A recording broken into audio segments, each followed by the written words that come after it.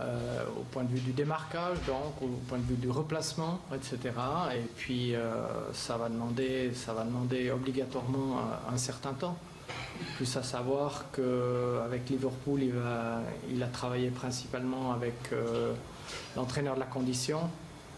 Donc il n'a pas fait de matchs amicaux depuis un sacré moment. Donc voilà quoi. Bon, Fred Azilazian, il n'est pas prêt du tout, quoi. C'est ça que ça veut dire en clair, et il n'est pas prêt pour demain. J'ai l'impression qu'il est aux fraises pour l'instant. Oui. Ouais. Oui, alors c'est terrible parce que Favre, il prend même pas de précautions.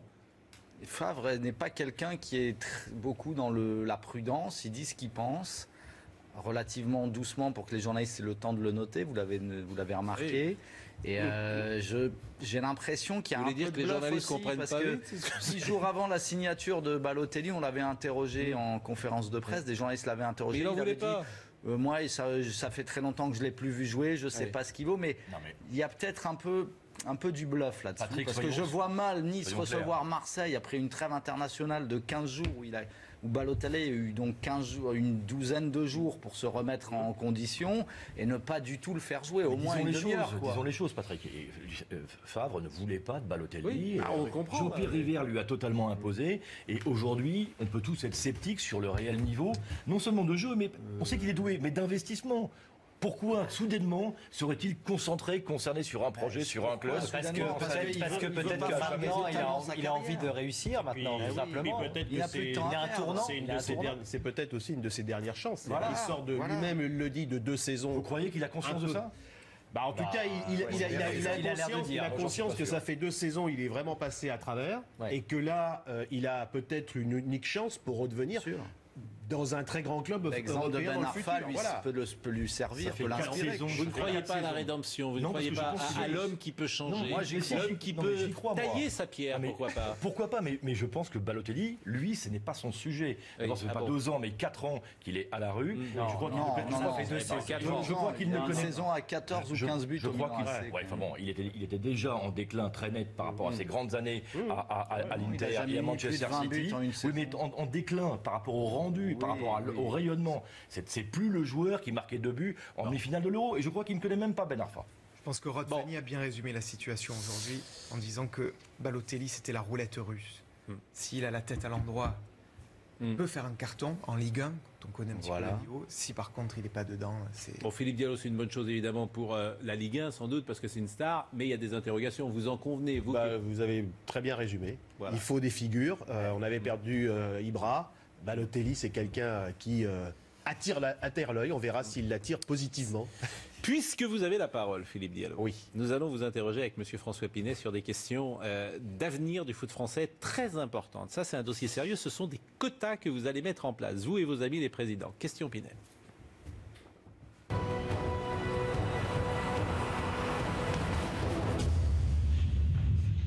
Alors, quota n'est pas le bon mot.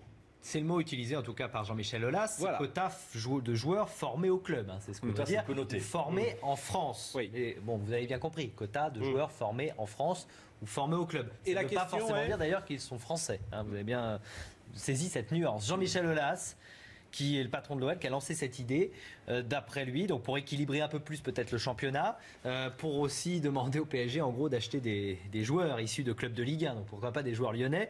Voilà ce qu'il dit en parlant du PSG. Le PSG a tous les ingrédients pour bénéficier de cette réforme. Il ne le sait pas encore, mais cette réforme est faite pour lui, afin de lui permettre de sortir d'une logique qui coûte beaucoup trop cher et qui, même quand on est extrêmement fortuné, peut à un moment ou à un autre poser le problème. La réforme, quelle est-elle ? Elle est déjà utilisée en Italie.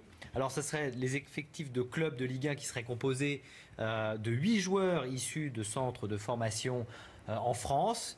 Et parmi ces 8 joueurs, au moins de 4 joueurs formés au club. Et Jean-Michel Aulas va même plus loin parce qu'il souhaiterait qu'il y ait sur la feuille de match 4 joueurs formés en France. C'est là quand même qu'il y a peut-être débat. Alors, en gros, avec cette réforme, tous les clubs rempliraient le critère, le premier critère des joueurs formés en France. Quand on prend la 3e journée, tous les clubs ont 8 joueurs issus du centre de formation en France. En revanche, le critère des 4 joueurs formés au club sur la feuille de match. Là, c'est plus compliqué. Il y a 8 clubs de Ligue 1 qui auraient été recalés lors de la 3e journée. Angers, Caen, Dijon, Lille, Lorient, Marseille, Monaco et Rennes. Et pas le PSG. Pas le PSG. Il y avait Augustin, Rabiot, Kimpembe et Areola lors de la 3e journée sur la feuille de match. Alors bon, forcément, on imagine que c'est pour forcer le PSG peut-être et les clubs qui ont les moyens à acheter dans l'Hexagone et aussi pour développer, vous l'avez dit, le centre de formation. Il y a des réactions quand même, Philippe. Ouais. Les gens qui disent, c'est pas avec ça qu'on augmentera l'indice UEFA. Voilà, en gros, on fait baisser encore le niveau des clubs en Europe. Ou alors, si on veut encore que la Ligue 1 perde de son attractivité, c'est une bonne idée. Oui, c'est Boris Tam qui nous dit ça sur Twitter. Répondez-leur. D'abord, ce n'est pas une idée qu'on invente, puisqu'elle est déjà en œuvre dans l'ensemble des Coupes d'Europe. Donc ça veut dire que tous les clubs qui participent aux Coupes européennes, que ce soit la Ligue des Champions ou l'Europa League, ont déjà appliquent chaque saison, y compris le Paris Saint-Germain, ce dispositif de 8 joueurs sur la liste des 25. Liste A, c'est ça. Voilà, c'est la liste des 25 joueurs qui sont inscrits dans l'effectif pour participer à la Ligue des Champions. Vous devez avoir 8 joueurs qui répondent à cette définition des joueurs dans l'effectif. Dans l'effectif. Là, c'est donc, plus. Aujourd'hui, la France, c'est un pays de tradition de formation depuis maintenant 40 ans. Et donc, la plupart, voire la quasi-totalité des clubs français répondraient à cette exigence. Là où Jean-Michel Aulas va un peu plus loin, c'est de savoir si sur la liste, la feuille de match, on intégrerait ces 8. Et là, il y a certainement beaucoup plus de clubs qui seraient peut-être en difficulté pour répondre à cette problématique-là. Mais pourquoi il fait ça, Aulas, finalement? C'est pour contrer le PSG, point. J'imagine que c'est de bonne guerre pour lui, mais voilà, plus globalement, donc, on voit que les Italiens aussi, qui ont souffert souvent d'avoir beaucoup de joueurs étrangers dans leur championnat, et ce qui a eu des effets sur la Squadra Azzurra, introduisent pour permettre à des jeunes joueurs aussi, formés justement en France, ou en Italie en l'espèce, de pouvoir s'intégrer dans les équipes. C'est aussi une façon de donner à des jeunes joueurs une capacité. Le président de la fédération anglaise a aussi, en Angleterre, avancé ce type d'idée parce que l'équipe d'Angleterre souffre, parce que les jeunes joueurs anglais n'ont pas la capacité d'intégrer les équipes premières de la Première Ligue. Est-ce que les ficelles sont grosses quand même? Les ficelles sont grosses, Philippe. C'est-à-dire que, à la limite, si c'est pour valoriser la formation française, qui est excellente, permettre aux joueurs de jouer à haut niveau pendant quelques années dans les clubs français avant de partir à l'étranger, parce que c'est inévitable.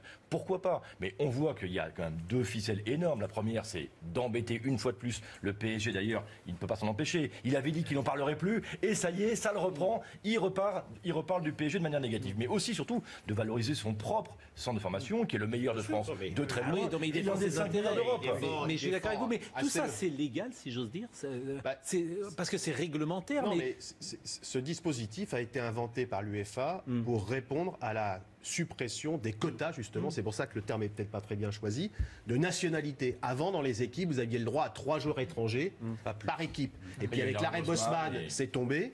Et la réponse de l'UEFA... Il y a une règle sur les extra-communautaires qui subsistent. Voilà. Mais justement, extra-communautaires, puisqu'il y a un principe de libre circulation en Europe. Voilà. Et donc, c'est pour ça, d'ailleurs, que François le précisait à juste titre, il ne s'agit pas, parmi ces joueurs formés localement, de former des Français. Oui. Ça peut être de n'importe quelle nationalité. On a bien compris. C'est pas Sepp Blatter qui, à une époque, voulait un 6+5. 6+5. Comme c'est un peu complexe, juste pour préciser, le PSG, depuis l'arrivée des Qataris, ils n'ont dépensé de l'argent que pour 3 joueurs qui sont issus de clubs français. C'est Digne, Kurzawa et Aurier. Voilà, ils ont acheté Krikoviak, qui lui a été formé aussi en France, qui pourrait rentrer dans ce...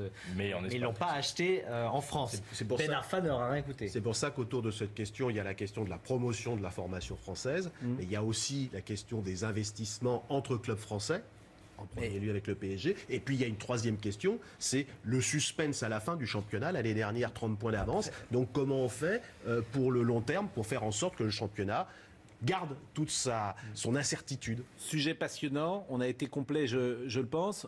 On va terminer ce 20h foot avec l'équipe de France féminine. Oui, puisqu'il y a un nouveau sélectionneur à la tête des Bleus ES, Olivier Chouafny, qui a été nommé un peu à la surprise générale par la Fédération française de football. Nouveau coach, il remplace Philippe Bergerot, débarqué après l'échec des Jeux Olympiques. Il a signé un contrat de 2 ans, et Chouafny, ancien joueur évidemment de Marseille, de Strasbourg, encore de Nice, âgé de 43 ans. Consultant Canal+. Qui a été notamment l'entraîneur de Sochaux en Ligue 2. Pas une grande expérience en tant qu'entraîneur. On verra si ça prend avec les féminines. Vous avez parfaitement raison, mais là, pour le coup, on pourrait piquer un coup de gueule. Parce qu'il n'a jamais entraîné.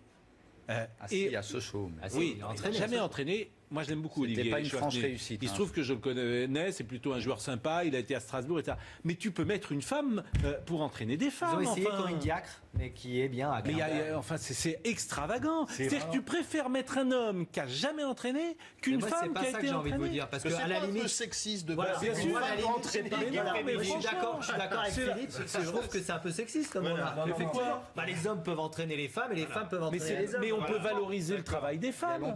Moi, c'est pas ça que je pensais que vous alliez dire. Mais on pensait qu'on pouvait prendre justement quelqu'un d'un niveau peut-être au-dessus pour cette équipe de France. On peut quelqu'un de plus expérimenté. On peut valoriser le travail des entraîneurs féminines. C'est très rare, mais je suis totalement d'accord avec vous. C'est la semaine en plus du sexisme ordinaire, mais c'est terminé. On va continuer ce débat. Je suis d'accord avec vous, Pascal, pour une fois. Je vous remercie. On va le continuer en dehors. Je suis pas d'accord. Mais vous avez raison de ne pas être d'accord. Et ça me fait plaisir que vous ne le soyez pas. Merci à tous. Merci à tous. Merci à Simon Dutin.